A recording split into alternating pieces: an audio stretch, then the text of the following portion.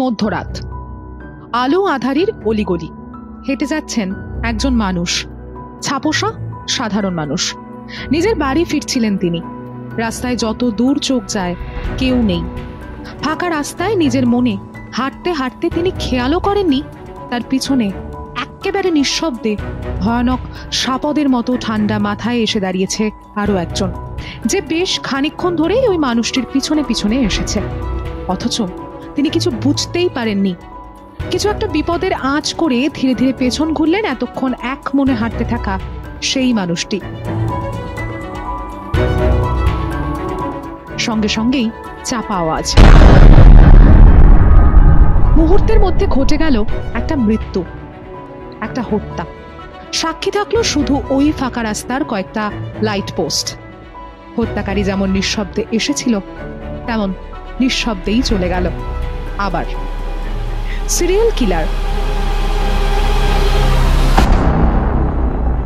একজন মানুষকে serial killer কখন বলা হয় জানেন?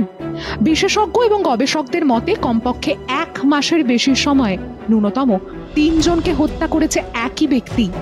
এক হত্যার সঙ্গে পরের হত্যার কয়েকদিনের ব্যবধান রেখে এমন হত্যাকারীকেই বলা হবে সিরিয়াল কিলার। সিরিয়াল কিলারদের নিয়ে উৎসাহের একটা মূল কারণ হলো এরা বেশিরভাগই পুলিশ বা গোয়েন্দাদের কাছে চিরকালের মতো অধরাই থেকে যায়। এই বিশেষ ধরনের খুনিদের কার্যকলাপ ভালো করে বিশ্লেষণ করলে সবার আগে যে শব্দটি স্পষ্টভাবে উঠে আসে তা হলো প্যাটার্ন। দুনিয়ার প্রায় সমস্ত সিরিয়াল কিলারই একটা বিশেষ প্যাটার্ন অনুসরণ করেন। কিন্তু সব থেকে বড় প্রশ্ন হলো, একজন সাধারণ মানুষ সিরিয়াল কিলার হয়ে ওঠেন কি কারণে? মনস্তত্ত্ববিদদের মতে একটা বড় কারণ হলো কোনো বিশেষ চাইল্ডহুড ট্রমা, এছাড়া যৌন হতাশা কিংবা চিরকাল সকলের কাছ থেকে নানা কারণে অপমানিত হতে হতে নিজের ভেতরে একটা বিশেষ সুপিরিয়রিটি কমপ্লেক্সকে জাগিয়ে তোলার তীব্র প্যাশন থেকেও সিরিয়াল কিলার হয়ে ওঠার প্রবণতা তৈরি হতে পারে। এমনকি সমাজের ভালো করার লক্ষ্য নিয়েও হত্যাকারী হয়ে যায় এদের মধ্যে অনেকেই।